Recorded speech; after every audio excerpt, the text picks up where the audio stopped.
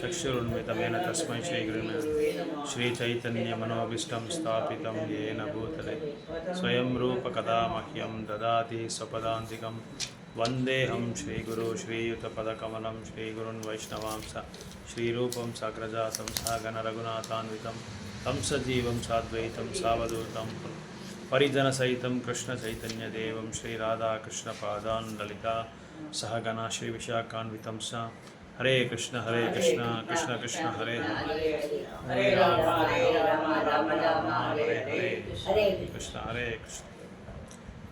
So ಕೊನೆ last ನಾವು ತರಗತಿಯಲ್ಲಿ ನೋಡ್ತಾ ಇರುವ ನಾವು ಚರ್ಚೆ ಮಾಡಿದ್ರಿ ಒಂದು ಯೋಗಿ ತನ್ನ ಜೀವನದಲ್ಲಿ ಭಕ್ತಿ ಸೇವೆಯಿಂದ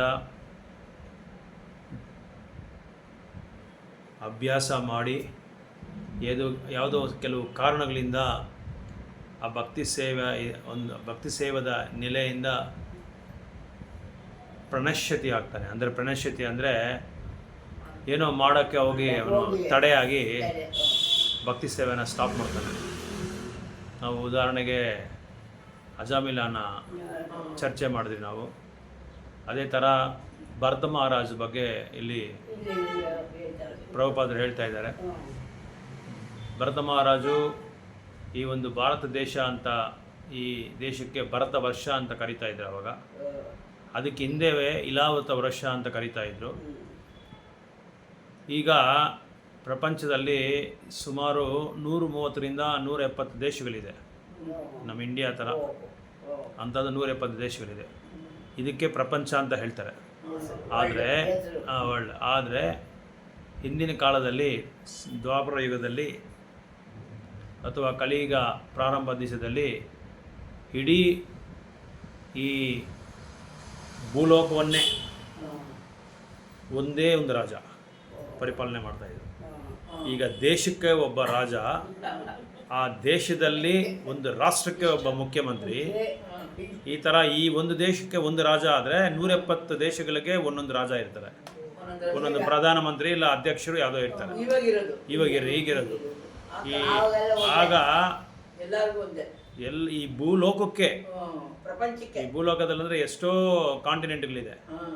ಅದು ಎಲ್ಲ ಇದಕ್ಕೂ ಇದು ಇಡೀ ಲೋಕಕ್ಕೆ, ಭೂಲೋಕ ಅಂದರೆ ಒಂದು ಲೋಕ, ಇದು ಇಡೀ ಭೂಲೋಕಕ್ಕೆ ಒಬ್ಬರೇ ರಾಜ ಆಗಿದ್ದು, ಒಬ್ಬರೇ ರಾಜ. ಈಗ ಪ್ರಪಂಚ ಅಂತ ಹೇಳ್ತೀರಲ್ಲ, ಅಂಥ ಪ್ರಪಂಚ ಎಷ್ಟೋ ಪ್ರಪಂಚಗಳಿದೆ ಈ ಭೂಲೋಕದಲ್ಲೇ, ಎಷ್ಟೋ ಪ್ರಪಂಚಗಳಿದೆ. ಅಂಥ ಪ್ರಪಂಚಗಳಿಗೆ ಒಬ್ಬರೇ ರಾಜ. ಯಾರು? ಯುಧಿಷ್ಠಿರ ಮಹಾರಾಜ ಒಬ್ಬರೇ ರಾಜರಾಗಿದ್ದರು. ಅವರು ಮೊಮ್ಮಗ ಪರೀಕ್ಷಿತ್ ಮಹಾರಾಜ ಒಬ್ಬರೇ ರಾಜರಾಗಿದ್ದರು. ಭರತ ರಾಜ ಬಂದು ಈ ರಾಜ್ಯನ ಪರಿಪಾಲನೆ ಮಾಡಿದ್ದಕ್ಕೆ ಅವರಿಗೆ ಭರತ ವರ್ಷ ಅಂತ ಹೆಸರು ಬಂತು. ಭರತ ವರ್ಷ ಸಂಕಲ್ಪ ಮಾಡುವಾಗ ಹೇಳ್ತಾರಲ್ಲ ಬ್ರಾಹ್ಮಣರು, ಯಜ್ಞ ಹೋಮ ಮಾಡುವಾಗ, ಪ್ರಥಮ ಪಾದೆ ಕಲಿಯುಗೆ ಭರತ ವರ್ಷೆ, ಇದು ಏನು ವೈವಶ್ವಿತ ಮನು, ಇದೆಲ್ಲ ಹೇಳ್ತಾರಲ್ಲ.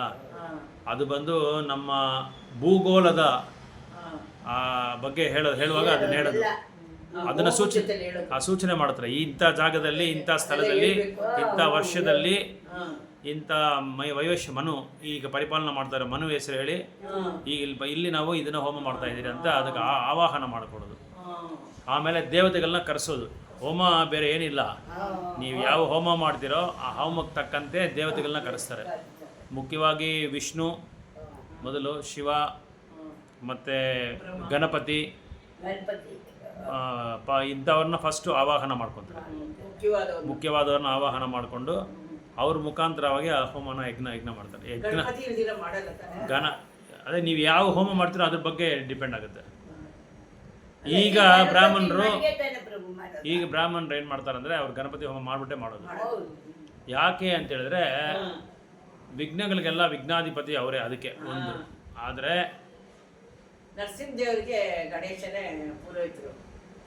ನರಸಿಂಹದೇವರಿಗೆ ಈ ವರ ಕೊಟ್ಟಿದ್ದೇ ನರಸಿಂಹದೇವರೇ, ಗಣಪತಿಗೆ.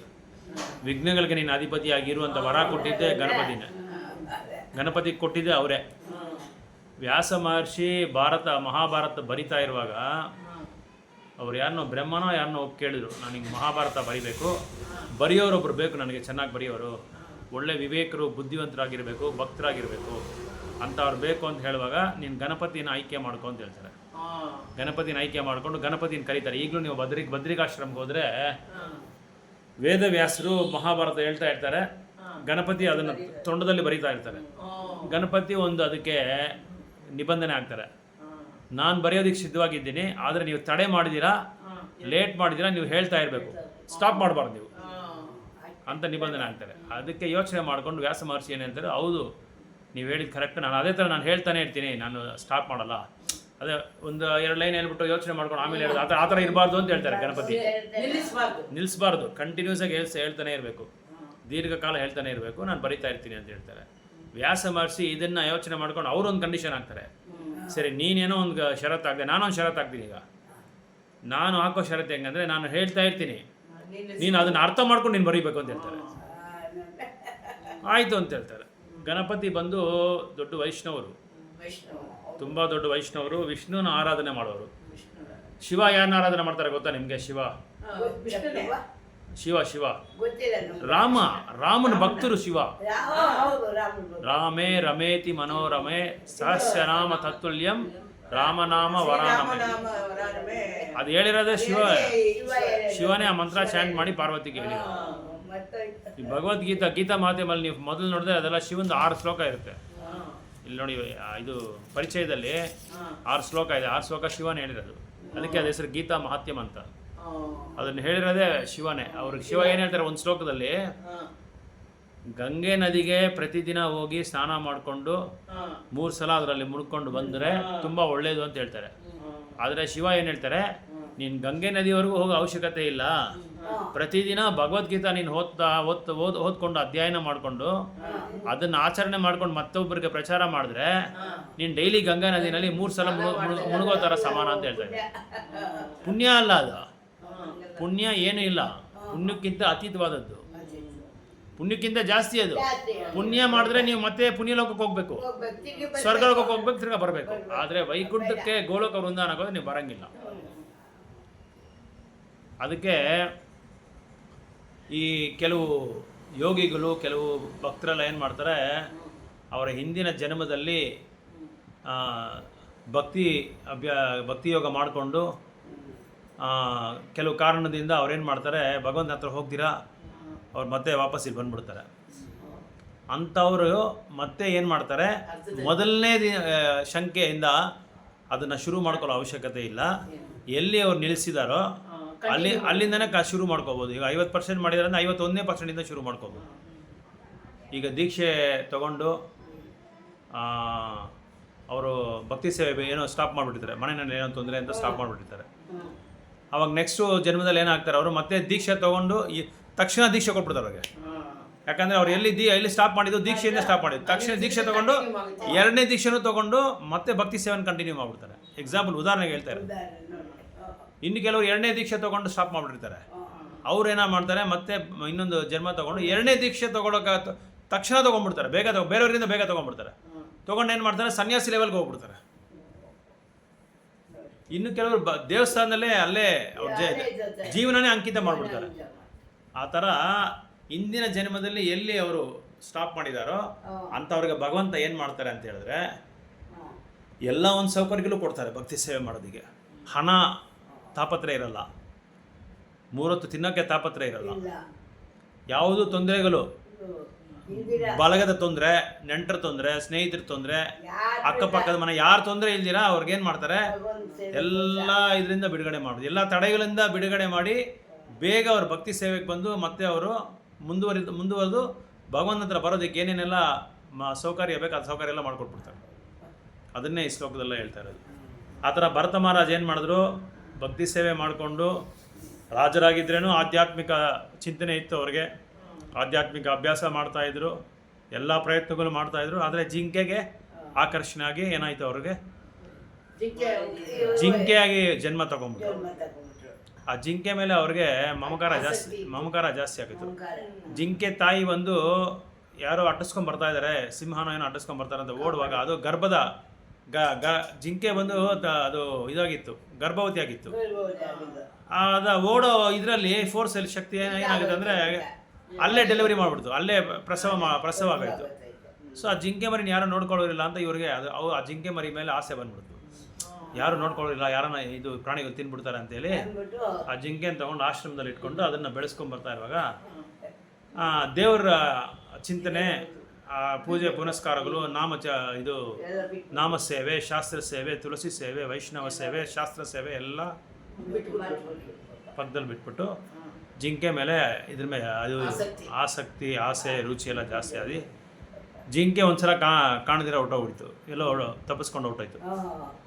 ಆವಾಗ ಅವ್ರಿಗೆ ಜ್ವರ ಬಂದ್ಬಿಡ್ತು, ಜಿಂಕೆ ಹೋಯ್ತು ಅಂದ್ಕೊಂಡು. ಅದೇ ಚಿಂತೆನಲ್ಲಿ ದೇಹನೂ ಬಿಟ್ಬಿಟ್ರು. ಸೊ ಭಗವಂತ ಹೇಳಿದಾನಲ್ಲ, ಎಂ ವಾಪಿ ಸ್ಮರನ್ ಭಾವಂ ತಜಂತಂತೆ ಕಲೇವರಂ ತಾಮ್ ತಾಮ್ ವೇದಿ ಕೌಂತೆಯ ಸದಾ ತದ್ಭಾವಿತ. ನೀನು ಯಾವ ಚಿಂತೆನಲ್ಲಿ ಬಿಡ್ತೀಯೋ ದೇಹನ, ಯಾರ ಬಗ್ಗೆ ನೀನು ಯೋಚನೆ ಮಾಡ್ತೀಯೋ, ಯಾವ ಸ್ಮರಣೆಯಲ್ಲಿ ಇದೆಯೋ ಅದಕ್ಕೆ ತಕ್ಕಂತೆ ನಿನ್ಗೆ ಜನ್ಮ ಸಿಗುತ್ತೆ. ಸರ್ ಅವ್ರಿಗೆ ಜಿಂಕೆ ಜನ್ಮ ಸಿಕ್ತು.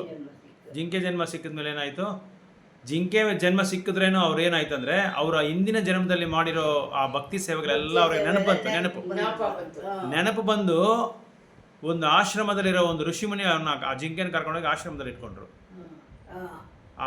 ಇವರು ಭಾಗವತಂ ಪ್ರವಚನ ಮಾಡ್ತಾ ಇವರೆಲ್ಲ ಕೇಳ್ತಾ ಇದ್ರು. ಈ ಜಿಂಕೆ ಕೇಳ್ತಾ ಏನಾಯ್ತು ಇವ್ರಿಗೆ ಎಲ್ಲ ಜ್ಞಾಪಕ ಬಂದ್ಬಿಡ್ತು.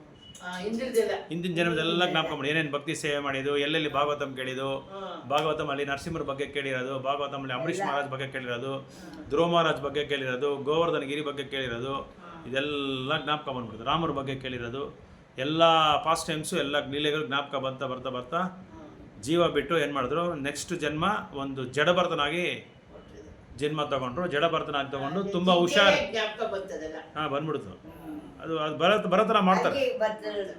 ಅದಕ್ಕೆ ನಾವು ಮಾಡಿರೋ ಭಕ್ತಿ ಸೇವೆ ಯಾವತ್ತೂ ನಷ್ಟ ಆಗಲ್ಲ ಅಂತ ಹೇಳ್ತಾರೆ. ನೇಹ ವಿಕ್ರಮ ನಾಶೋಸ್ತಿ ಪ್ರದ್ಯುವಾಯುಂ ನ ವಿದ್ಯತೆ ಸ್ವಲ್ಪಮಪ್ಯಸ್ಯ ಧರ್ಮಸ್ಯ ತ್ರಾಯತು ಮಹತೋ ಭಯತ್. ನಾವು ಮಾಡಿರೋ ಸ್ವಲ್ಪ ಸೇವೆನೂ ಏನು ಮಾಡುತ್ತೆ, ದೊಡ್ಡ ಅಪಾಯಕರವಾದ ಒಂದು ಸ್ಥಿತಿಯಿಂದ ನಮ್ಮನ್ನು ಕಾಪಾಡುತ್ತೆ ಅಂತ ಹೇಳ್ತಾ ಇದ್ದಾರೆ. 2ನೇ ಅಧ್ಯಾಯದಲ್ಲಿ ಭಗವದ್ಗೀತೆ 40ನೇ ಶ್ಲೋಕದಲ್ಲಿ ಹೇಳ್ತಾ ಇದ್ದಾರೆ ಕೃಷ್ಣ. ಆ ಥರ ಆದಮೇಲೆ ಏನಾಯಿತು, ಜಡಭರತನಾಗಿ ಜನ್ಮ ತಗೊಂಡ್ರು.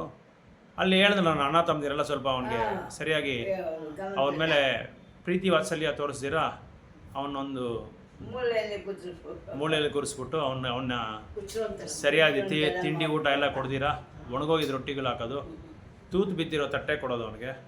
ಇಲ್ಲಿರಬೇಡ, ನೀನು ತೋಟಕ್ಕೆ ಹೋಗಿ ತೋಟಲ್ಲಿ ನೀನು ಕಾವಲ್ಕಾಯಿ, ಅಲ್ಲಿ ಕಾವಲ್ಗಾರನಾಗಿರೋ ಅಂತ ಹೇಳ್ಬಿಟ್ಟು ಅವ್ನಿಗೊಂದು ದೊನ್ನೆ ಒಂದು ಕೊಟ್ಬಿಟ್ಟು ದೊಡ್ಡದು ಅಲ್ಲಿ ಕೂರಿಸ್ಬಿಟ್ರು ಅವನ್ನ. ಅವನೇನು ಮಾತಾಡಲಿಲ್ಲ. ಅವನು ಮಾತಾಡಿದ್ರೆ ಏನಾದರೂ ಜಗಳ ಬರುತ್ತೆ, ಮತ್ತೆ ಮಾತಾಡಿದ್ರೆ ಏನಾಗುತ್ತೆ ಅಂದರೆ ಅಣ್ಣ ತಮ್ಮದ ಮೇಲೆ ವೈರಿ ಆಗುತ್ತೆ. ಅದಕ್ಕೇನು ಮಾಡ್ದ, ಇವನು ಯೋಚನೆ ಮಾಡ್ದ, ಇದೆಲ್ಲ ಮಾಡ್ಕೊಂಡು ನಾನು ಮತ್ತೆ ಅವ್ರ ಮೇಲೆ ವೈರಿ ಮಾಡ್ಕೊಂಡು ಮಾಡಿದೆ, ನನಗೇನಾಗುತ್ತೆ, ಇನ್ನೊಂದು ಜನ್ಮ ನಾನು ಮತ್ತೆ ಭಕ್ತನ ಜನ್ಮ ತೊಗೊಳಕ್ಕಾಗಲ್ಲ, ನಾನು ಭಗವಂತ ಹತ್ರ ಹೋಗೋಕ್ಕಾಗಲ್ಲ. ಇವ್ರ ಮೇಲೆ ನನಗೆ ವೈರಿ ಮಾಡ್ಕೊಂಡು ಏನು ಮಾಡ್ತೀನಿ, ಇಲ್ಲೇ ಇದ್ಬಿಡ್ತೀನಿ ನಾನು. ಅದನ್ನೇ ನಾನು ಅವ್ರ ಬಗ್ಗೆನೇ ಯೋಚನೆ ಮಾಡ್ಕೊಂಡು ಕೃಷ್ಣನ್ ಮರೆತು ಬಿಡ್ತೀನಿ. ಅದಕ್ಕೆಲ್ಲ ಏನು ಮಾಡ್ತಾರೆ, ನೀವು ಏನಾದರೂ ಬೈಕೊಳ್ಳಿ, ಏನಾದರೂ ಮಾಡ್ಕೊಳ್ಳಿ, ನನಗೆ ಏನು ಕೊಟ್ಟರೆ ಅದೇ ಸಾಕು ಅಂತೇಳಿ ಆ ತೋಟದಲ್ಲೇ ಕೂತ್ಕೊಂಡ್ಬಿಡ್ತಾರೆ. ಆವಾಗ ರಘುನ ರಾಜರು ನೋಡ್ತಾರೆ. ರಘುನ ರಾಜರನ್ನ ಅವ್ರನ್ನ ಮರ್ಯಾದೆ ಇಲ್ದಿರ ಕರೆದು ಅವನ ಅದು ಇದು ಅಂತ ಬೈತಾರೆ. ಆವಾಗ ಸ್ವಲ್ಪ ಹೊತ್ತು ವೆಯ್ಟ್ ಮಾಡಿ ಇವರು ಉಪದೇಶ ಮಾಡ್ತಾರೆ, ಭಗವದ್ಗೀತೆ ಉಪದೇಶ ಮಾಡಿ ರಘುನ ಒಂದು ಹೃದಯದಲ್ಲಿ ಒಂದು ಬದಲಾವಣೆ ಬರುತ್ತೆ. ನೋಡೋಕ್ಕೆ ಇಷ್ಟು ಇದಾಗಿದ್ದಾನೆ, ಏನು ಗೊತ್ತಿಲ್ಲದಿರ್ತಾರ ಮೂರ್ಖನ ಥರ ಇದ್ದಾನೆ, ಇವನು ಇಷ್ಟೊಂದು ಬುದ್ಧಿವಂತೆ, ತಿಳುವಳಿಕೆ, ಆತ್ಮಜ್ಞಾನ, ಭಕ್ತಿ ಪರವಶದಲ್ಲಿ ಮಾತಾಡ್ತಾ ಇದ್ದಾನೆ, ಇವ್ರು ಯಾರು ಅಂತ ಹೇಳ್ಬಿಟ್ಟು ಅವ್ರ ಕಾಳಿಗೆ ನಮಸ್ಕಾರ ಹಾಕಿ, ಅವ್ರ ಕಾಳಿಗೆ ಶರಣಾಗತಿ ಆಗಿ, ಅವ್ರಿಗೆ ಶಿಷ್ಯನಾಗಿ ಇವನೇನು ಮಾಡ್ತಾನೆ, ಇವನು ಭಕ್ತನಾಗ್ಬಿಡ್ತಾನೆ ರಘುನ. ಇದೆಲ್ಲ ಭಾಗವತಮಲ್ಲಿ ನಾವು ಓದ್ಬೋದು. ಅದಾದಮೇಲೆ ಮತ್ತೆ ನೆಕ್ಸ್ಟು ಜನ್ಮದಲ್ಲಿ ಭಗವಂತ ಹತ್ರ ಹೋಗೋದಕ್ಕೆ ಅವ್ರಿಗೆ ಅವಕಾಶ ಸಿಗುತ್ತೆ. ಈ ಥರ ಭಕ್ತರು, ನಿಜವಾದ ಭಕ್ತರು, ಅವರು ಹಿಂದಿನ ಜನ್ಮದಲ್ಲಿ ಒಂದು ವೇಳೆ ಭಕ್ತಿ ಸೇವೆ ಮಾಡಿ ಭಗವಂತ ಹತ್ರ ಹೋಗೋಕ್ಕಾಗದೇ ಇರೋ ಒಂದು ಸಮಯದಲ್ಲಿ ಭಗವಂತ ಅವರಿಗೆ ಸೌಕರ್ಯ ಮಾಡಿಕೊಡ್ತಾರೆ. ಎಲ್ಲ ಸೌಕರ್ಯ ಮಾಡಿ ಅದನ್ನು ನಾವು ಉಪಯೋಗಿಸ್ಕೋಬೇಕು, ಅದನ್ನು ನಾವು ದುರ್ವಿನಿಯೋಗ ಮಾಡ್ಕೋಬಾರ್ದು. ಈ ಥರ ತುಂಬ ನಾವು ನೋಡ್ಬೋದು. ಹರಿದಾಸ್ ಠಾಕೂರ್ ಇನ್ನೊಂದು ಭಕ್ತಿ ಮಾಡಬೇಕು ಅಂತ ಹೇಳಿದ್ರೆ ಬ್ರಾಹ್ಮಣನಾಗಿ ಹುಟ್ಟಬೇಕು ಅಂತ ಏನಿಲ್ಲ, ಕ್ಷತ್ರಿಯನಾಗಿ ಹುಟ್ಟಬೇಕು ಅಂತೇನಿಲ್ಲ, ಶೂದ್ರನಾಗಿದ್ರೇನು ಪರವಾಗಿಲ್ಲ, ನಾಯಿ ಮಾಂಸನ ತಿನ್ನೋ ಚೆಂಡಲ್ನಾದ್ರೂ ಪರವಾಗಿಲ್ಲ, ಭಗವಂತನ ನಾಮ ಹೇಳಿ 4 ನಿಯಮಗಳನ್ನ ಅವನು ಆಚರಣೆ ಮಾಡಿದ್ರೆ ಅವನು ಬ್ರಾಹ್ಮಣ ಆಗ್ಬಿಡ್ತಾನೆ, ಅವನು ಭಗವಂತ ಹತ್ರ ಹೋಗ್ಬೋದು ಅಂತ ಹೇಳಿ ಕೂಡ ಇಲ್ಲಿ ಹೇಳ್ತಾ ಇದ್ದಾರೆ. ಅದಕ್ಕೆ ಉದಾಹರಣೆ ಹರಿದಾಸ್ ಠಾಕೂರ್ನ ಕೊಡ್ತಾ ಇದ್ದಾರೆ. ಹರಿದಾಸ್ ಠಾಕೂರು ಮಹಮ್ಮದೀಯ ಕುಟುಂಬದಲ್ಲಿ ಜನ್ಮ ತಗೊಂಡು ಒಂದು ದಿನಕ್ಕೆ 3 ಲಕ್ಷ ನಾಮ ಹೇಳ್ತಾ ಇದ್ರು. ಸೊ 3 ಲಕ್ಷ ನಾಮ ಹೇಳ್ಕೊಂಡು ಕೊನೆಗೆ ಜಗನ್ನಾಥಪುರಿನಲ್ಲಿ ಭಗವಂತ ಅವರು ದೇಹ ತ್ಯಾಗ ಮಾಡುವಾಗ ಭಗವಂತ ತನ್ನ ತಾಮರ ಕೈದಿಂದ ಅವ್ರನ್ನ ಎತ್ಕೊಂಡೋಗಿ ಅಲ್ಲಿ ಒಂದು ದೊಡ್ಡ ನದಿ ಇದೆ. ಆ ನದಿನಲ್ಲಿ ಇದು ಸಿಂಹದ್ವಾರಕ್ಕೆ ಎದುರಿಗೆ ಒಂದು ನದಿ ಇದೆ, ಜಗನ್ನಾಥಪುರಿ ದೇವಸ್ಥಾನ ಆಪೋಸಿಟಾಗಿ ಎದುರಿಗೆ ಒಂದು ನದಿ. ಅದೇ ನದಿನಲ್ಲಿ ಅವ್ರನ್ನ 3 ಸಲ ಮುಳುಗಿಸಿ ಅವ್ರನ್ನ ಎತ್ಕೊಂಬಂದು ಈ ನದಿನಲ್ಲಿ ಯಾರ್ಯಾರೆಲ್ಲ ಸ್ನಾನ ಮಾಡ್ತಾರೋ ಈ ನದಿ ಅಷ್ಟು ತುಂಬ ಪವಿತ್ರ, ಅವರೆಲ್ಲರೂ ವೈಕುಂಠ ಕೊಟ್ಟೋಗ್ತಾರೆ, ಗೋಲೋಕ ಕೊಟ್ಟೋಗ್ತಾರೆ ಅಂಥೇಳಿ ಚೈತನ್ಯ ಮಹಾಪ್ರಭುನೇ ಅದು ಎಲ್ಲರಿಗೂ ಅನೌನ್ಸ್ ಮಾಡ್ತಾರೆ. ಆಮೇಲೆ ತನ್ನ ಕೈಯಿಂದನೇ ಚೈತನ್ಯ ಮಹಾಪ್ರಭು ಅವ್ರನ್ನ ಇದು ಮಾಡ್ತಾರೆ, ಮುಳುಗಿಸಿ ಸಂಸ್ಕಾರ ಮಾಡ್ತಾರೆ, ಅಂತಿಮ ಸಂಸ್ಕಾರ ಎಲ್ಲ ಮಾಡ್ತಾರೆ. ಅಂತ ಅಷ್ಟ ಶುದ್ಧ ಭಕ್ತನು ಅವರು. ಯಾರು ಹರಿದಾಸ್ ಠಾಕೂರ್ ಯಾರಂದರೆ ಬ್ರಹ್ಮದ ಅಂಶ. ಅವರ ಒಂದು ಏನು ಪಾರ್ಟ್ ಅಂಡ್ ಪಾರ್ಟ್ ಅವ್ರ ಎಕ್ಸ್ಪ್ಯಾನ್ಷನ್ ದೇವಸ್ಥಾನಕ್ಕೆ ಆಪೋಸಿಟಾಗೇ ಇರುತ್ತೆ. ಹೋಟ್ಲ್ ಅಂದರೆ ಹೋಟ್ಲಲ್ಲ, ಭಂಡಾರ. ಗೋವಿಂದ ಭಂಡಾರ. ಹೌದು ಹೌದು ಹೌದು ಹೌದು. ಅದು ಹೆಸರು ಏನೋ ಚೆನ್ನಾಗಿದೆ, ನದಿ ಹೆಸರು ಮರ್ತೋಗ್ಬಿಟ್ಟೆ ನಾನು. ಈ ಥರ ಹರಿದಾಸ್ ಠಾಕೂರ್ಗೆ ಹರಿದಾಸ್ ಠಾಕೂರ್ನ ಒಂದು ಉದಾಹರಣೆ ಕೊಡ್ತಾ ಇದ್ದಾರೆ. ಇಂಥ ಹೀನವಾದ ಜನ್ಮದಲ್ಲಿ ಅವರು ಜನ್ಮ ತಗೊಂಡ್ರೆ ಕೂಡ ನಾಮಕ್ಕೆ ಅವರು ಆಚಾರ್ಯ ಮಾಡಿದ್ರು ಚೈತನ್ಯ ಮಹಾಪ್ರಭು. ಹರಿನಾಮ ಜಪ ಮಾಡ್ತಾರಲ್ಲ ಅವ್ರಿಗೆ ಮಾಸ್ಟರ್ ಅವರು ಎಲ್ಲರಿಗೂ ಆ ಪದವಿ ಕೊಟ್ಟರು. ಅವ್ರಿಗೆ ಆ ಪದವಿ ಕೊಟ್ಟರು ಹರಿದಾಸ್ ಠಾಕೂರ್ಗೆ ಚೈತನ್ಯ ಮಹಾಪ್ರಭು. ಯಾಕೆ ಚೈತನ್ಯ ಹರಿದಾಸ್ ಠಾಕೂರು ಬ್ರಹ್ಮ ಆಗಿ ಬ್ರಹ್ಮನ ಒಂದು ಅಂಶ ಆಗಿ ಇಂಥ ಒಂದು ಮಹಮ್ಮದೀಯ ಕುಟುಂಬದಲ್ಲಿ ಯಾಕೆ ಹುಟ್ಟಿದ್ರು ಅಂತ ಹೇಳಿದ್ರೆ, ಅವ್ರು ಹಿಂದಿನ ಜನದಲ್ಲಿ ಬ್ರಹ್ಮ ದ್ವಾಪರ ಯುಗದಲ್ಲಿ ಏನು ಮಾಡಿದ್ರು ಅಂದರೆ ಭಗವಂತನ್ನೇ ಅವರು ಇದು ಮಾಡಿಬಿಟ್ರು, ಪರೀಕ್ಷೆ ಮಾಡಿಬಿಟ್ರು. ಭಗವಂತನ ಮುಂದೆ ಅವರ ಅಹಂಕಾರ ತೋರಿಸ್ಬಿಟ್ರು. ಬ್ರಹ್ಮ ಒಂದು ಸಮಯದಲ್ಲಿ ಕೃಷ್ಣ ಅವ್ರ ಸ್ನೇಹಿತರೆಲ್ಲ ಆಟ ಆಡ್ತಾಯಿದ್ರು. ಆಟ ಆಡ್ತಾ ಇರುವಾಗ ಮಾಯಾ ಮಾಡಿ ಕೃಷ್ಣ ಏನು ಮಾಡ್ತಾರೆ, ಒಬ್ಬೊಬ್ಬರನ್ನು ಅವ್ರನ್ನ ಒಂದು ವ್ಯಕ್ತಿ ಆಗಿರೋದು 2 ವ್ಯಕ್ತಿ ಮಾಡೋದು, 3 ವ್ಯಕ್ತಿ ಮಾಡೋದು, ಆ ಥರ ಆಟ ಆಡಿಸ್ತಾ ಇದ್ರು. ಕೃಷ್ಣ ಸ್ನೇಹಿತರನ್ನ ಮಾಡ್ತಾ ಇರುವಾಗ ಬ್ರಹ್ಮ ನೋಡ್ಬಿಟ್ಟು ಯಾರಪ್ಪ ಈ ಹುಡುಗ, ಯಾರಪ್ಪ ಈ ಹುಡುಗನು, ಅದು ಆಮೇಲೆ ಯಾರಪ್ಪ ಈ ಹುಡುಗರೆಲ್ಲ ಬ್ರಹ್ಮ ಥರ ಮಾಡಲ್ಲ, ಕೃಷ್ಣ ಥರ ಮಾಡ್ತಾರೆ. ಆಮೇಲೆ ಯಾರು ಈ ಹುಡುಗರೆಲ್ಲ ಹಿಂಗೆಲ್ಲ ಇವನು ಇಷ್ಟು ಶಕ್ತಿಯಿಂದ ಎಲ್ಲರನ್ನೂ ಮಾಯಾ ಮಂತ್ರ ಎಲ್ಲ ಮಾಡ್ತಾ ಇದ್ದಾನೆ, ಇವ್ನಿಗೆ ಸರಿಯಾಗಿ ಕೆಲಸ ಕೊಡ್ತೀನಿ ಅಂತ ಹೇಳ್ಬಿಟ್ಟು ಬ್ರಹ್ಮ ಏನು ಮಾಡ್ತಾರೆ, ಹೌದಾ, ಕೆಳಗಡೆ ಇಳಿದು ಏನು ಮಾಡ್ತಾರೆ, ಬ್ರಹ್ಮಲೋಕದಿಂದ ಕೆಳಗಡೆ ಬಂದು ಆ ಹುಡುಗರನ್ನ, ಆ ಒಂದು ಹಸುಗಳನ್ನ, ಆಮೇಲೆ ಹಸು ಮರಿಗಳನ್ನ ಎಲ್ಲರನ್ನೂ ತೊಗೊಂಡೋಗಿ ಬ್ರಹ್ಮಲೋಕದಲ್ಲಿ ಇಟ್ಕೊಂಡ್ಬಿಡ್ತಾರೆ.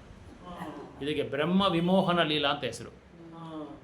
ಅಲ್ಲಿ ತೊಗೊಂಡೋಗಿ ಇಟ್ಕೊಂಡ್ಮೇಲೆ ಈ ಕೃಷ್ಣ ಬಂದು ಎಲ್ಲರಿಗೂ ಇದು ಕೊಡಬೇಕು, ತಾಯಿ ತಂದೆಗೆಲ್ಲ ಉತ್ತರ ಹೇಳಬೇಕು. ಎಲ್ಲಿ ನನ್ನ ಮಕ್ಕಳು, ಎಲ್ಲಿ ನನ್ನ ಹಸುಗಳೆಲ್ಲ ಅಂತ ಕೇಳಿದ್ರೆ ಇವಾಗ ಉತ್ತರ ಕೊಡಬೇಕು. ಕೃಷ್ಣ ಏನು ಮಾಡೋದು ಅಂತ ಯೋಚನೆ ಮಾಡಿಬಿಟ್ಟು ಕೃಷ್ಣನ್ ಗೊತ್ತಾಗೋಯ್ತು ಇವ್ರಿಗೆ ಇದು ಬ್ರಹ್ಮನೇ ಮಾಡಿರೋದಂತ ಚೆನ್ನಾಗಿ ಗೊತ್ತು. ಅದಕ್ಕೇನು ಮಾಡಿದ್ರು, ಎಷ್ಟು ಜನನ ಅವರು ಕರ್ಕೊಂಡು ಹೋಗಿದಾರೋ ಸ್ನೇಹಿತರನ್ನ, ಗೋಪಬಾಲರನ್ನ, ಎಷ್ಟು ಹಸು ಮರಿಗಳನ್ನ ಕರ್ಕೊಂಡು ಹೋಗಿದಾರೋ ಅವ್ರನ್ನೆಲ್ಲ ಮತ್ತೆ ಇವ್ರು ಸೃಷ್ಟಿ ಮಾಡಿಕೊಂಡು ಆ ಗೋಪಬಾಲರೆಲ್ಲ ಕೃಷ್ಣ ಥರ ಆಗ್ಬಿಟ್ರು. ಕೃಷ್ಣ ಥರ, ಬ್ರಹ್ಮ ಥರ ಆಗಿಲ್ಲ, ಕೃಷ್ಣ ಥರ ಆಗ್ಬಿಟ್ರು. ಆವತ್ತಿನ ದಿನ ಎಲ್ಲರೂ ಮನೆ ಕರೆಕ್ಟಾಗಿ ಹೊಟ್ಟೋದ್ರು. ಸಾಯಂಕಾಲ ಹೊಟ್ಟೋದ್ರೆ ಆವತ್ತು ತಾಯಿ ತಂದೆ ಎಲ್ಲರೂ ಅಷ್ಟು ಮುದ್ದಾಡ್ತಾರೆ ಆ ಮಕ್ಕಳನ್ನ. ಯಾಕಂದ್ರೆ ಮುಖದಲ್ಲಿ ಅಷ್ಟೊಂದು ತೇಜ, ಕೃಷ್ಣ ಇದ್ದಾನಲ್ಲ ಹೊರಗಡೆ, ಎಲ್ಲ ಹುಡುಗರಲ್ಲಿ ಕೃಷ್ಣ ಅವ್ರಿಗೆ ಸೇರ್ಕೊಂಡ್ಬಿಟ್ಟಿದ್ದಾನೆ. ಮುದ್ದಾಡ್ತಾರೆ ಅವ್ರನ್ನ. ಎಷ್ಟು ಆವತ್ತರ ಆನಂದ ಯಾರಿಗೂ ಇಲ್ಲ ಅವ್ರಿಗೆ. ಹಸುಗಳನ್ನ ಹೋಗಿ ತಪ್ಕೊತಾರೆ, ಹಸುಗಳಿಗೆ ಹೋಗಿ ಮುತ್ಕೊಡ್ತಾರೆ, ಹಸುಗಳನ್ನ ಹಂಗೆ ಇವು ಪೂಜೆ ಮಾಡ್ತಾರೆ. ಅಷ್ಟೊಂದು ತೇಜಸ್ಸು, ಮನೆಯೆಲ್ಲ ಬೆಳಕು. ಈಗ ಇದು 15 ವಾಟ್ಸ್ ಬಲ್ಪ್ ಅಂದರೆ 1500 ವಾಟ್ಸ್ ಬಲ್ಪ್ ಆದ್ರೆ ಹೆಂಗಿರುತ್ತೆ, ಆ ಮನೆಗೆ ಈ ಮನೆಗೆ ಎಲ್ಲ ಮನೆಗೂ ಬೆಳಕು ಬಂದ್ಬಿಡುತ್ತೆ. ಅಷ್ಟು ಬೆಳಕು ಮನೆಯಲ್ಲ. ಆಗ ಭಗವಂತ ಕೃಷ್ಣ ಇವರೆಲ್ಲ ಏನಿಷ್ಟು ತೇಜಸ್ಸಾಗಿದೆ ಇವತ್ತು, ಏನು ಕತೆ ನಮ್ಗೆ ಅರ್ಥ ಆಗ್ತದೆ, ನನ್ನ ಮಕ್ಕಳೆಲ್ಲ ಇಷ್ಟು ಸಂತೋಷವಾಗಿದ್ದಾರೆ ಅಂತ ಆವಾಗ ಎಲ್ಲರೂ ಯೋಚನೆ ಮಾಡ್ತಾರೆ. ಮತ್ತೆ ಬ್ರಹ್ಮ ಅಲ್ಲಿಂದ ಇಲ್ಲಿ ವಾಪಸ್ ಬರ್ತಾರೆ. ಬಂದು ನೋಡಿದ್ರೆ ಎಲ್ಲರೂ ಅಲ್ಲೇ ಇದ್ದಾರೆ. ಇವ್ರು ಯಾರನ್ನೆಲ್ಲ ಕದ್ಕೊಂಡು ಹೋಗಿದ್ದಾರೆ ಅವರೆಲ್ಲ ಅಲ್ಲೇ ಇದ್ದಾರೆ.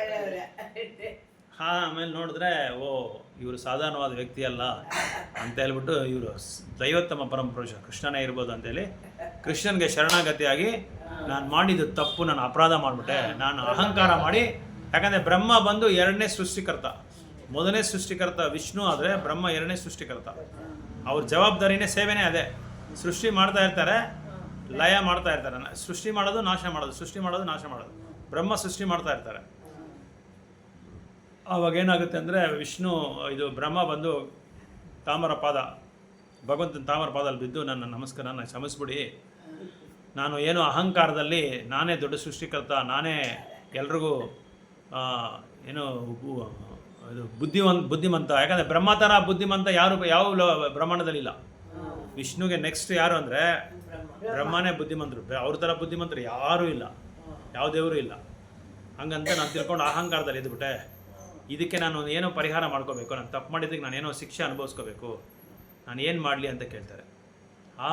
ಆಗ ಇವ್ರು ಹೇಳ್ತಾರೆ, ಆ ಬ್ರಹ್ಮ ತಪಸ್ಸೆ ಮಾಡ್ತಾರೆ. ಆವಾಗ ವೃಂದಾವನದಲ್ಲಿ ತಪಸ್ಸೆ ಮಾಡಿ ಕೃಷ್ಣ ಹೇಳ್ತಾರೆ, ನಾನು ಕಲಿಯುಗದಲ್ಲಿ ಚೈತನ್ಯ ಮಹಾಪ್ರಭು ಬರ್ತೀನಿ ಶ್ಯಾಮಸುಂದರ ರೂಪದಲ್ಲಿ, ಇದು ಏನದು ಗೌರಂಗ ರೂಪದಲ್ಲಿ, ಗೌರಂಗ ಅವತಾರದಲ್ಲಿ ಬರ್ತೀನಿ. ಆಗ ನೀನೇನು ಮಾಡ್ತೀಯಾ, ಮಹಮ್ಮದೀಯರ ಕುಟುಂಬದಲ್ಲಿ ನೀನು ಜನ್ಮ ತಗೊಂಡು ನನ್ನ ನಾಮ ನಿನ್ನ 3 ಲಕ್ಷ ನಾಮ ಹೇಳ್ತೀಯ.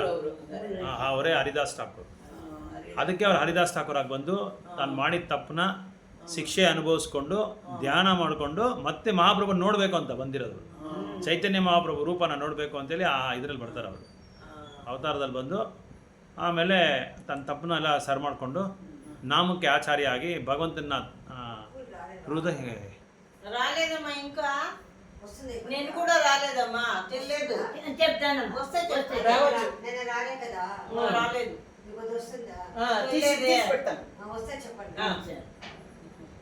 ಭಗವಂತನ ಅಚ್ಚುಮೆಚ್ಚಿನ ಭಕ್ತರಾಗಿ ಅವರು ಚಲಾಮಣಿ ಆದರು 540 ವರ್ಷಗಳ ಹಿಂದೆ.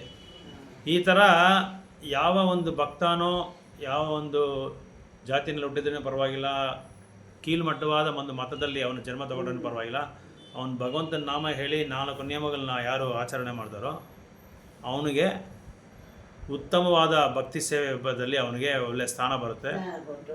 ಮತ್ತು ಅವನು ಭಗವಂತನ ರಾಜ್ಯಕ್ಕೆ ಹೋಗೋದಕ್ಕೆ ಎಲ್ಲ ಸೌಕರ್ಯನೂ ಭಗವಂತ ಮಾಡಿಕೊಡ್ತಾರೆ ಒಂದು ಸ್ಥಿತಿಗತಿ. ಈ ಥರ ನೋಡಿದ್ರೆ ತುಂಬ ಎಕ್ಸಾಂಪಲ್ಸ್ ಇದೆ ಭಾಗವತಮಲ್ಲಿ, ರಾಮಾಯಣದಲ್ಲಿ ವಾಲ್ಮೀಕಿ ಬಂದು ರತ್ನಾಕರ್ ಅಂತ ಹೆಸರು, ಅವರಿಗೆ ಬೇಟೆ ಆಡೋ ವ್ಯಕ್ತಿ, ಅವರು ಎಲ್ಲ ಪ್ರಾಣಿಗಳನ್ನ ಸಾಯಿಸ್ತಾಯಿದ್ರು.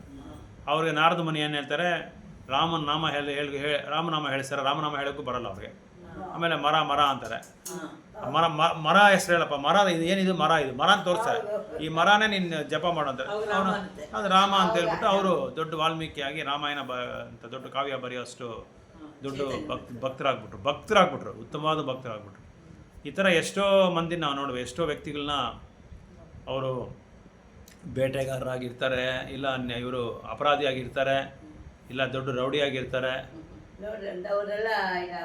ಇದ್ರು ಮಾಯಾಪುರಲ್ಲಿ ಪ್ರಭುಪಾದರ ಹತ್ರ ಒಂದು ಸಲ ಹೋಗಿ ಹೇಳ್ತಾರೆ ಎಲ್ಲರೂ, ಇಲ್ಲಿ ಅವಾಗೆಲ್ಲ ಬಂಗಾಳಾಖಾತ ಒಂದೇ ಇದ್ದಿದ್ದು, ಬಾಂಗ್ಲಾದೇಶ್, ಮುಸ್ಲಿಮ್ಸು ಸಿಕ್ಕಾಪಟ್ಟೆ ಜನ ಇದ್ರು. ಅವಾಗ ಅವರೇ ದೊಡ್ಡ ರೌಡಿಗಳ ಮಾಯಾಪುರ ಹತ್ರ. ಅವ್ರು ಬಂದು ತುಂಬ ತೊಂದರೆ ಕೊಡ್ತಾಯಿದ್ರು ಭಕ್ತರಿಗೆಲ್ಲ. ಪ್ರಭುಪಾದರು ಒಂದಿನ ಬಂದರು, ಅವ್ರ ಹತ್ರ ಹೋಗಿ ಹೇಳಿದ್ರು, ಇಲ್ಲಿ ಭಕ್ತರೆಲ್ಲ ಹೇಳಿದ್ರು, ಈ ಥರ ಗುರು ಮಹಾರಾಜ್ ಎಲ್ಲ ಇವ್ರು ಬಂದು ಪ್ರಸಾದ ಕೊಡೋಕ್ಕೆ ಬಿಡ್ತಾ ಇಲ್ಲ, ಇರೋ ಪ್ರಸಾದನ ಅವರೇ ತೊಗೊಂಡು ಹೋಗ್ಬಿಡ್ತಾರೆ, ಇಲ್ಲ ನಾವು ಪ್ರಸಾದ ಕೊಡೋಕ್ಕೆ ಬಿಡಲ್ಲ, ನಮ್ಮನ್ನು ಹೆದರಿಸ್ತಾರೆ. ನಮ್ಮ ಗುರು ಮಹಾರಾಜೆಲ್ಲ ಇದ್ದರು ಅವಾಗ. ಗುರು ಮಹಾರಾಜ್ ಏನಂದರೆ ಸೈಕಲಲ್ಲಿ ಪ್ರಸಾದ ತೊಗೊಂಡೋಗಿ ಎಲ್ರಿಗೂ ಬೋಟ್ ಹತ್ರ ಹೋಗಿ ಎಲ್ರಿಗೂ ಪ್ರಸಾದ ಕೊಡೋದು ಗುರು ಮಹಾರಾಜ್. ಅವಾಗ ಈ ಥರ ಎಲ್ಲ ಮಾಡ್ತಾಯಿದ್ರು. ಅವಾಗೆಲ್ಲ ಎಲ್ಲರನ್ನೂ ಬೆದರಿಸ್ತಾಯಿದ್ರು ಇವರು. ಸರಿ, ಒಂದಿನ ಏನಾಯಿತು, ಎಲ್ಲರೂ ಭಕ್ತರೆಲ್ಲ ಸೇರಿಕೊಂಡು ಈ ಥರ ಪ್ರಭುಪಾದ್ಗೆ ಹೇಳ್ತಾರೆ, ಪ್ರಭುಪಾದ ಅವ್ನು ಕರ್ಕೊಂಬನ್ನಿ ಅಂತ ಹೇಳ್ತಾರೆ. ಹಿಂಗೆ ನೈಸ್ ಮಾಡಿ ಕರ್ಕೊಂಬನ್ನಿ, ನಾನು ಮಾತಾಡ್ತೀನಿ ಅನ್ನೋದ್ರ. ಸರಿ, ಭಕ್ತರಲ್ಲಿ ಏನು ಮಾಡ್ತಾರೆ, ನೀನು ದೊಡ್ಡ ರಾಜ ಅಂತಲ್ಲ, ನೀನು ಈ ಗೂಂಡಾಲ, ನೀನು ನೋಡ್ಬೇಕಂತೆ ಇವರು ಗುರುಗಳು, ನೀನು ಬಂದು ಮಾತಾಡೋ, ಅದೇ ನಿನ್ನ ಧೈರ್ಯ ಅದೆಲ್ಲ ತೋರಿಸ್ಬಾ ಅಂತ, ಅದು ಇದಂತೇಳಿ ಅವ್ರನ್ನ ಕರ್ಕೊಂಬಂದು ಅಲ್ಲಿ ನಿಲ್ಲಿಸ್ತಾರೆ. ಪ್ರಭುಪಾದನ ನೋಡಿದ ತಕ್ಷಣವೇ ನೆಕ್ಸ್ಟ್ ಮೂಮೆಂಟೇ ಏನಾದರೂ ಅವರು ಒಂದು 5 ನಿಮಿಷ ಮಾತಾಡಿದ ತಕ್ಷಣ ಪ್ರಭುಪಾದರ ಕಾಲಿಗೆ ಬಿದ್ದೋಗ್ಬಿಟ್ರು. ಪ್ರಭುಪಾದ ಒಂದು 5 ನಿಮಿಷ ಮಾತಾಡ್ದೆ ಅಷ್ಟೇ. ಯಾಕಪ್ಪ ಹಿಂಗೆಲ್ಲ ಮಾಡ್ತಾ ಇದೆಯಾ, ನಿನ್ಗೇನು ಬೇಕು? ಇವರೆಲ್ಲ ಬೇರೆ ದೇಶದಿಂದ ಬಂದಿರೋರು, ನೀನು ಯಾರೋ ನಮ್ಮ ಭಾರತ ದೇಶದವನು. ಭಾರತ ದೇಶದಲ್ಲಿ ಇದ್ಕೊಂಡು ನಿನಗೆ ಯಾರಿಗಾದ್ರೂ ಒಬ್ರಿಗಾದ್ರೂ ನೀನು ಪ್ರಸಾದ ಕೊಟ್ಟಿದ್ಯಾ? ಇಲ್ಲ. ಯಾವಾಗಾದರೂ ಭಗವಂತನ ನಾಮ ಹೇಳಿದ್ಯಾ? ಇಲ್ಲ. ನೀನೇನು ತಪ್ಪು ಮಾಡ್ತಾ ಇದೆಯಾ, ಅದಕ್ಕೆ ಫಲಿತಾಂಶ ಏನಾಗುತ್ತೆ ಅನ್ನೋದು ನಿನಗೆಲ್ಲ ಗೊತ್ತಾ? ಯಾರಾದರೂ ನಿನಗೆ ಹೇಳಿದಾರಾ? ಯಾರಾದರೂ ಈ ಕೆಟ್ಟ ದಾರಿಯಿಂದ ರಹಿತ ಮಾಡಿ ಒಳ್ಳೆ ದಾರಿ ನಿನ್ಗೆ ಯಾರು ಹೇಳಿದಾರಾ? ಅವ್ರೇನು ಮಾಡ್ತಾರೆ, ನಿನ್ನ ಜೊತೆಯಲ್ಲಿರೋರಲ್ಲ, ನೀನು ಅಂಥವನು ಇಂಥವನು ಅದು ಇದಂತ ನಿನ್ನ ಹೊಗಳ್ಬಿಟ್ಟು ನಿನ್ನ ಹತ್ರ ಪಾಪ ಕಾರ್ಯಗಳೆಲ್ಲ ಮಾಡಿಸ್ತಾ ಇದ್ದಾನೆ. ಇದನ್ನೆಲ್ಲ ನೀನು ತಿಳ್ಕೊಂಡು ಇದನ್ನು ಅರ್ಥ ಮಾಡಿಕೊಂಡು ನೀನು ಯಾವ ದಾರಿನಲ್ಲಿ ಹೋದರೆ ಒಳ್ಳೆಯದು, ಯಾವ ದಾರಿಯಲ್ಲಿ ಹೋದರೆ ನಾನು ಸರಿಯಾಗಿ ಸುಖ ಶಾಂತಿಯಾಗಿ ಸಂತೋಷವಾಗಿ ಬದುಕ್ಬೋದು ಅನ್ನೋದು ನೀನು ತಿಳ್ಕೋಬೇಕು ಅಂತ ಪ್ರಭುಪಾದರು ಹೇಳಿದ ತಕ್ಷಣ, ನನಗೋಸ್ಕರ ನೀವು ಇಷ್ಟೊಂದು ಉಪದೇಶ ಕೊಡ್ತಾ ಇದ್ದೀರಲ್ಲ, ಇದುವರೆಗೂ ನನ್ನವರೇ ನನಗೆ ಇದು ಹೇಳಿದಿಲ್ಲ. ಸುಮ್ಮನೆ ನಾನು ಹಿಂದ್ಗಡೆ ನನ್ನ ಬಾಕು ತೊಗೊಂಡು ಅದು ಮಾಡು ಇದು ಮಾಡು ಅಂತೇಳಿ ಉತ್ಸಾಹ ಮಾಡಿ ನನ್ನ ಇದು ಮಾಡೋಕ್ಕೆ ನೋಡ್ತಾ ಇದ್ದಾರೆ. ಹೊತ್ತು ನನಗೆ ತೊಂದರೆ, ನನಗೆ ಏನು ಮಾಡ್ತಾ ಇದ್ದಾರೆ ಅಂದರೆ ನನ್ನ ಕೆಟ್ಟ ಹೆಸರು ತೊಗೊಂಬರ್ತಾ ಇದ್ದಾರೆ ಸಮಾಜದಲ್ಲಿ. ಅಂಥದ್ದು ನೀವು ನನಗೋಸ್ಕರ ನಿಮ್ಮ ಮಕ್ಕಳು ಕೂಡ ನೀವು ಹೇಳಲ್ಲ, ನೀವು ಈ ಉಪದೇಶ ಮಾಡಿರಲ್ಲ, ನನಗೋಸ್ಕರ ನೀವು ಇಷ್ಟೊಂದು ತೊಂದರೆ ತೊಗೊಂಡು ನಾನು ಒಳ್ಳೆಯನಾಗಲಿ ಅಂತ ನೀವು ಇಷ್ಟು ಪ್ರಯತ್ನ ಪಡ್ತಾ ಇದ್ದೀರಾ, ನಿಮ್ಮಂಥ ಗುಣ ಯಾರಿಗೂ ಬರಲ್ಲ ಅಂತ ಹೇಳ್ಬಿಟ್ಟು ಅವ್ರನ್ನ ಗುರುವಾಗಿ ಸ್ವೀಕಾರ ಮಾಡಿಕೊಂಡು ಪ್ರಭುಪಾದ ಅವ್ರನ್ನ ಶಿಷ್ಯರಾಗಿ ಸ್ವೀಕಾರ ಮಾಡ್ಕೊಂಡ್ಬಿಡ್ತಾರೆ. ಈ ಥರ ಏನೋ ಅವ್ರು ಭಕ್ತಿ ಸೇವೆ ಮಾಡಿರ್ತಾರೆ. ಅದೇ ಇಲ್ಲಿ ಏನು ಹೇಳ್ತಾ ಇದ್ದಾರೆ ಅಂದರೆ, ಯಾರು ಈ ಭಗವಂತನ ನಾಮ ಇದೆಯಲ್ಲ, ಭಗವಂತನ ನಾಮ ಜಪಮಾಲೆ ಇಟ್ಕೊಂಡು ಈಗ ಜಪ ಮಾಡ್ತಾ ಇದ್ದಾರಲ್ಲ ಅವರೆಲ್ಲರೂ ಭಕ್ತರು, ಅವರೆಲ್ಲ ಹಬ್ಬ, ಪೂಜಾ, ಪುನಸ್ಕಾರ, ಪ್ರತಿಷ್ಠೆಗಳು, ಆಮೇಲೆ ಇದು ಏನೇನು ಬೇಕೋ ಏನೋ ರಿಚುವಲ್ಸ್ ಅಂದರೆ ಸಡನ್ ಏನು ಹೇಳ್ತಾರೆ ಗೊತ್ತಿಲ್ಲ, ಇದು ಕನ್ನಡದಲ್ಲಿ ಮರ್ತೋಗ್ಬಿಟ್ಟೆ ನಾನು. ಇದೆಲ್ಲ ಮಾಡ್ತಾರಲ್ಲ, ಸಂಸ್ಕಾರಗಳೆಲ್ಲ ಮಾಡ್ತಾರಲ್ಲ, ಆ ಸಂಸ್ಕಾರ, ಈ ಸಂಸ್ಕಾರ, ಆಮೇಲೆ ಗೌರಿ ಪೂಜೆ, ಆ ಪೂಜೆ, ಈ ಪೂಜೆ, ಏನೇನು ಪೂಜೆಗಳಿದೆಯೋ 365 ದಿನದಲ್ಲಿ ನಮಗೇನಿದೆ ಯಾವುದೋ ಒಂದು ಪೂಜೆಗಳು, ಎಲ್ಲ ಆರಾಧನೆಗಳು, ಪೂಜೆಗಳೆಲ್ಲ, ಎಲ್ಲ ಪೂಜೆಗಳು, ತಾತನಿಗೆ ಇದು ಮಾಡೋದು, ಅಪ್ಪ ತಂದೆಗೆ ಇದು ತಿಥಿಗಳು ಮಾಡೋದು, ವರ್ಷ ತಿಥಿ ಮಾಡೋದು, ಮಾಸ ತಿಥಿ ಮಾಡೋದು, ಎಲ್ಲ ಏನೇನು ಏನೇನು ಮಾಡಬೇಕೋ ಅದನ್ನೆಲ್ಲ ಮುಗಿಸ್ಕೊಂಡು ಅವರು ಭಗವಂತನ ಭಗವಂತ ನಾಮ ಹೇಳಕ್ಕೆ ಬಂದಿದ್ದಾರೆ. ಅವರು ಇದನ್ನ ಏನು ಮಾಡೋ ಅವಶ್ಯಕತೆ ಇಲ್ಲ. ಯಾರು ಭಗವಂತನ ನಾಮ ಹೇಳ್ತಾ ಇದ್ದಾರೋ ಅವರು ಈ ಪೂಜಾ ಪುನಸ್ಕಾರಗಳು, ಇದೆಲ್ಲ ಅಂತಿಮ ಸಂಸ್ಕಾರಗಳು ಯಾವುದು ಮಾಡಿಲ್ಲ. ಯಾಕೆ ಮಾಡಬೇಕಾಗಿಲ್ಲ ಅಂದರೆ ಮಾಡಿ ಮುಗಿಸ್ಬಿಟ್ಟಿದ್ದಾರೆ ಅವರು. ಈಗ 1ನೇ ಕ್ಲಾಸಿಂದ 12ನೇ ಕ್ಲಾಸ್ವರೆಗೂ ಎಲ್ಲ ಮುಗಿಸ್ಕೊಂಡ್ಮೇಲೆ ಡಿಗ್ರಿಗೆ ಹೋಗ್ತಾರೆ ಕಾಲೇಜಲ್ಲಿ. ಮತ್ತೆ ಅವ್ನು ನೀನು ಒಂದೇ ಕಾಲೇಜಲ್ಲಿ ಕೂತ್ಕೊಂಡಿರುವಾಗ ನೀನು LKG ಹೋಗೊಂದು ಹೋಗ್ತಾರಾ, ಅದೆಲ್ಲ ಮುಗಿಸ್ಬಿಟ್ಟಿದ್ದಾರೆ ಅವರು. ಆ ಸಿಲೆಬಸ್, ಆ ಪೋರ್ಷನ್ ಅಲ್ಲಿ ಬರಲ್ಲ, ಆ ಪೋರ್ಷನೇ ಬರಲ್ಲ. ಯಾಕಂದರೆ ಆಲ್ರೆಡಿ ಅವರೆಲ್ಲ ಕಲ್ತ್ಕೊಂಡು ಅದಕ್ಕೆ ಸರ್ಟಿಫಿಕೇಟ್ ತೊಗೊಂಡ್ಬಿಟ್ಟಿದ್ದಾರೆ. ಆ ಥರ ಯಾರು ಭಗವಂತನ ನಾಮ ಹೇಳಿ 4 ನಿಯಮಗಳನ್ನ ಆಚರಣೆ ಮಾಡಿ ಸದಾ ಭಗವಂತನ ಒಂದು ಇದು ಸ್ಮರಣೆಯಲ್ಲಿದ್ದಾರೋ ಅವ್ರು ಇದೆಲ್ಲ ಮಾಡೋ ಅವಶ್ಯಕತೆ ಇಲ್ಲ ಅಂತ ಹೇಳ್ತಾ ಇದ್ದಾರೆ. ನಾನು ಹೇಳ್ತಾ ಇಲ್ಲ, ಇಲ್ಲಿ ಪ್ರಭುಪಾದರು ಹೇಳ್ತಾ ಇದ್ದಾರೆ. ಅದು ಕನ್ನಡದಲ್ಲಿ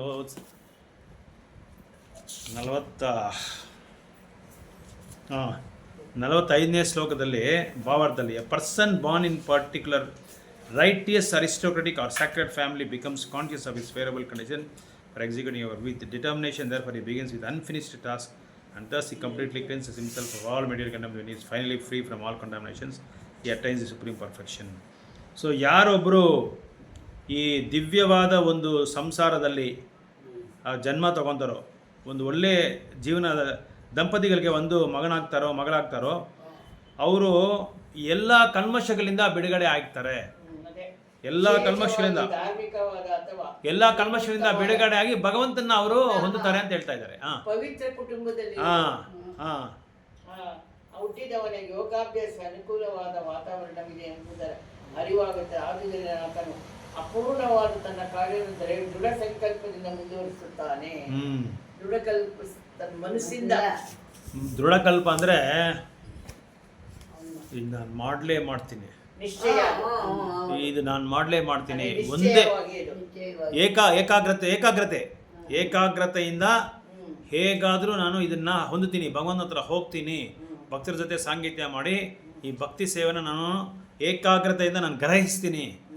ಏಕಾಗ್ರತೆ ಅದಕ್ಕೆ ಹೇಳೋದು, ಏಕಾಗ್ರತೆಯಿಂದ 1 ಪಾಯಿಂಟೆಡ್ ಅಟೆನ್ಷನ್, ಒಂದೇ ಕಾನ್ಷಿಯಸ್ನೆಸ್ಸು, ಅದ್ರ ಮೇಲೆ ಚಿಂತೆ. ಇವಾಗ ಬೇರೆ ಯಾರು ಏನಾದರೂ ಕರೆದ್ರೆ, ಇವಾಗ ನೀವು ಅವ್ರು ಹೂವು ಬಂದು ಕೇಳ್ತಾರಲ್ಲ, ನಾವೇನು ಚಕ್ಕಂದು ಉತ್ತರ ಕೊಟ್ಟರೆ ನಾವು. ಆದರೆ ಏಕಾಗ್ರತೆ ಇರೋರು ಏನು ಮಾಡ್ತಾರೆ, ಅವ್ರ ಹತ್ರ ಬಂದು ನಿಂತ್ಕೊಂಡ್ರೆ ಕೂಡ ಅವ್ರು ನೋಡಲ್ಲ. ಉದಾಹರಣೆಗೆ ಹೇಳ್ತಾ ಇದ್ದೀನಿ, ಈ ಒಂದು ರಾಜ್ಯದಲ್ಲಿ ರಾಜರು ಸಂಚಾರ ಮಾಡಕ್ಕೆ ಹೋಗ್ತಾರೆ. ಸಾಯಂಕಾಲ ಸಂಚಾರ ಮಾಡ್ತಾ ಇರುವಾಗ ಒಬ್ಬ ಆಚಾರಿ ಅವನೇನು ಮಾಡೋದಂದರೆ ಈ ವಿಲ್ಲು ಬಾಣ ಎಲ್ಲ ತಯಾರಿಸೋದು. ಅವನು ಆ ವಿಲ್ಲು ಚೂಪಾಗಿರ್ಬೇಕಲ್ವಾ, ಆ ಚೂಪ್ ಮಾಡೋದನ್ನ ಅವನೇನು ಮಾಡ್ತಾ ಇದ್ದಾನೆ, ಇದು ಮಾಡ್ತಾ ಇದ್ದಾನೆ, ಸ್ನಾನ ಮಾಡ್ತಾ ಇದ್ದಾನೆ. ಅರ್ಥ ಹೊಡೆಯೋದು ಅದು ಚೂಪ್ ಮಾಡೋದ ಸಾನ್ ಮಾಡೋದು ಅದು ಸಾನ್ ಮಾಡೋದು ಸಾನ್ ಇಡ್ತಾನೆ ಅವನ ಚೆನ್ನಾಗಿ ಆ ಬೆಂಕಿನೆಲ್ಲ ಇಟ್ಟು ಅದೆಲ್ಲ ಹಿಂಗೆ ಮಾಡಿ ಆ ಸಾನ್ ಇಡ್ತಾ ಇದ್ದಾನೆ. ಎದುರಿಗೆ ರಾಜ ನಿಂತಿದ್ದಾರೆ, ಮಂತ್ರಿ ನಿಂತಿದ್ದಾರೆ, ಎಲ್ಲ ಸಿಪಾಯಿಗಳು ನಿಂತಿದ್ದಾರೆ.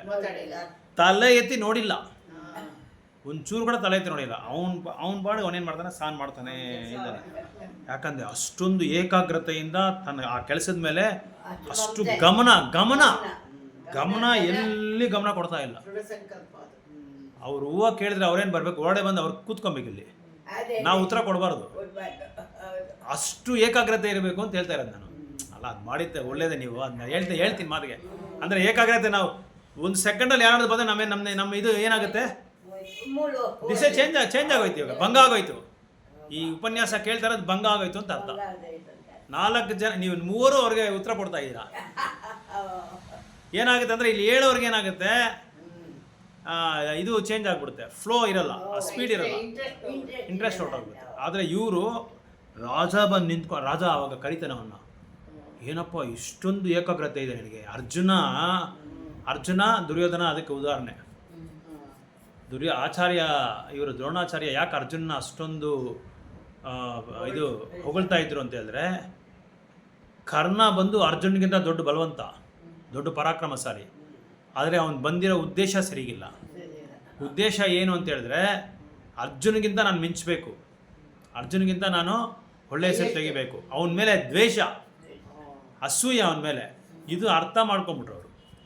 ಅರ್ಥ ಮಾಡಿಕೊಂಡು ಏನು ಮಾಡಿದ್ರು, ನಿನಗೆ ಈ ಯೋಗ್ಯತೆ ಇಲ್ಲ ಈ ಆಶ್ರಮದಲ್ಲಿ ಅಂತೇಳಿ ದ್ರೋಣಾಚಾರ್ಯ ಏನು ಮಾಡಿದ್ರು, ಕಳಿಸ್ಬಿಟ್ರು ಅವನ್ನ, ಕರ್ಣ ಏನು ಮಾಡ್ದ, ಪರಶುರಾಮ ಹತ್ರ ಹೊರಟೋದ್ರು. ಪರಶುರಾಮ ಹತ್ರ ಹೋಗಿ ಅಲ್ಲಿ ಸುಳ್ಳು ಹೇಳಿ ಅವ್ರ ಹತ್ರ ಬ್ರಹ್ಮಹಸ್ತ ಹೆಂಗೆ ಇದು ಪ್ರಯೋಗ ಮಾಡೋದು ಅಂತ ಕಲ್ತ್ಕೊಂಡ್ಬಿಟ್ರು. ಅರ್ಜುನನ ಮೇಲೆ ಯಾಕೆ ಅಷ್ಟೊಂದು ಮಮತೆ, ಯಾಕಷ್ಟು ಪ್ರೀತಿ ವಾತ್ಸಲ್ಯ ಅಂದರೆ, ಏನು ಹೇಳ್ತಾರೋ ಅದನ್ನೇ ಮಾಡೋದವರು, ಬೇರೆದನ್ನು ಮಾಡಲ್ಲ. ಈ ಮರದ್ದು ಗಿನಿ ಕಣ್ಣನ್ನ ಎಷ್ಟೋ ಜನ ಕರೆದು ಅದ್ರ ಮೇಲೆ ಪ್ರಯೋಗ ಮಾಡಿ ಅದ್ರ ಮೇಲೆ ಇದು ಮಾಡೋ ಅಂತ ಹೇಳ್ತಾರೆ. ಅದನ್ನು ವಿಲ್ಲನ್ನ ಪ್ರಯೋಗ ಮಾಡೋಂಥದ್ದು ಯಾರ ಕೈಲಿ ಮಾಡೋಕ್ಕಾಗಿಲ್ಲ. ಯಾಕಂದರೆ ಭೀಮನಿಗೆ ಏನು ಕಾಣ್ತಾ ಇದೆ ಅಂದರೆ, ಏನೇನೋ ಬೆಟ್ಟಗಳೆಲ್ಲ ಕಾಣ್ತಾ ಇದೆ, ಆಮೇಲೆ ಎಲ್ಲೆಲ್ಲೋ ತಿಂಡಿ ಆಹಾರ ಏನಿದೆ ಅದನ್ನು ನೋಡ್ತಾ ಇದ್ದಾನೆ ಭೀಮ. ದುರ್ಯೋಧನಿಗೇನೆ ಅದು ಒಂದು ಬಿಟ್ಟು ಬೇರೆ ಎಲ್ಲ ನೋಡ್ತಾ ಇದ್ದಾನೆ. ಧರ್ಮರ ಬಂದರೂ ಧರ್ಮರಾಜಗೂ ಏನೂ ಕಾಣ್ತಾ ಇಲ್ಲ, ಧರ್ಮರಾಜೆಲ್ಲ ಬೇರೆ ಕಡೆ ಏನೋ ಯೋಚನೆ ಇದೆ. ಆದರೆ ಅರ್ಜುನ ಬರ್ತಾನೆ, ಗುರು ಏನು ಹೇಳಿದ್ದಾರೆ ಅದೇ ಅವರ ಆ ಗಿನಿ ನೋಡೋದಿಲ್ಲ, ಗಿನಿ ಕಣ್ಣ ಮೇಲೆ ನೀನು ಹೊಡಿಬೇಕು ಅಂತ ಹೇಳ್ತಾ ಇದೆ, ಪ್ರಯೋಗ ಮಾಡಬೇಕು ಅಂತ ಹೇಳ್ತಾರೆ. ಅವ್ರು ಕರೆಕ್ಟಾಗಿ ಗಿನಿ ಕಣ್ಣ ಮೇಲೆ ಪ್ರಯೋಗ ಮಾಡಿ ಕರೆಕ್ಟಾಗಿ ಹೊಡಿತಾರೆ. ಅವ್ರಿಗೇನೂ ಕಾಣ್ತಾ ಇಲ್ಲ,